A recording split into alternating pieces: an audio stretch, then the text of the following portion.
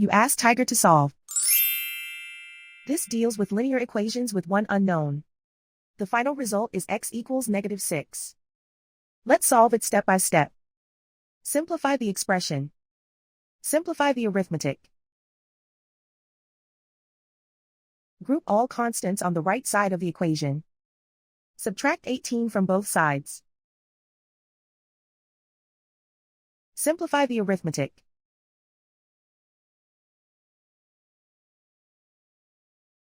Isolate the x. Divide both sides by 3. Simplify the fraction. Find the greatest common factor of the numerator and denominator. Factor out and cancel the greatest common factor.